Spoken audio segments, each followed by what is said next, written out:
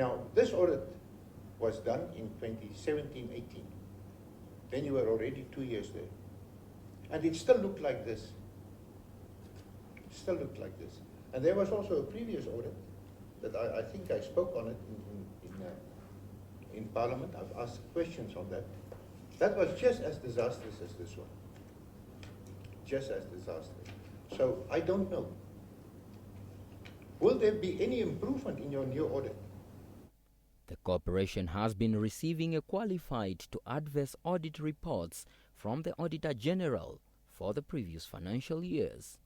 However, Similo says there's been a consistent improvement over the last few years in the number of audit issues, although puzzled as to why the audit status of the company was unilaterally changed from qualified to adverse.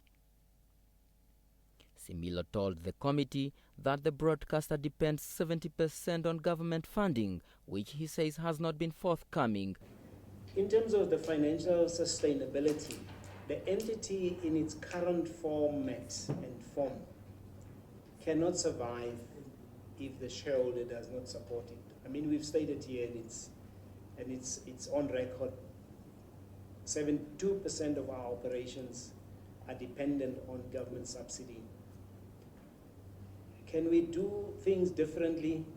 Then the mandate must also change, because we are also guided with what the organization stands for as an entity, and that these are dictates that you cannot get away from.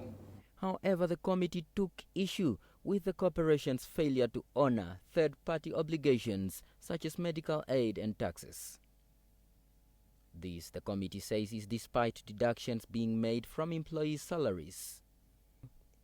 But the NBC management told the committee that its medical aid payments are up to date and that employees will not be penalized for tax omission. The chairperson of the committee, Dudu Murorwa, also questioned why the NBC increased its programs instead of introducing cost-cutting measures. But the NBC management explained that it has improved on quality and not just on quantity for a diverse audience needs, thanks to self-revenue, which ranged from $80 to $100 million since 2016. Don't you think that when you are developing on your own, you are biting off a bigger chunk than what you as an institution can really chew? And that is what creates a situation that you are many a times not in a position to meet the audit requirements as is needed by the Auditor General's office. It's not probably the case. I know and understand that development has to take place, but development, if you develop and you don't get any funding from any other institution, you do it with what you have and in the framework of what you do have. Among others, the committee also questioned why the corporation's assets were overvalued, exceeding by $5 million, and whether an independent valuator did not benefit dubiously.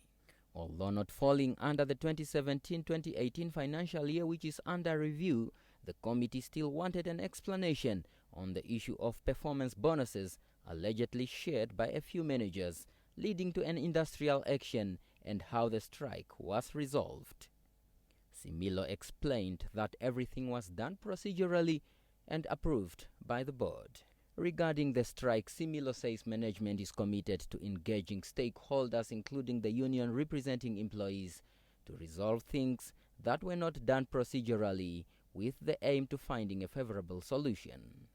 Despite these administrative loopholes, Similo is confident come March 2022, the national broadcaster would be on par with requirements for submitting the audits. Daniel Nadung, NBC News, Windhoek.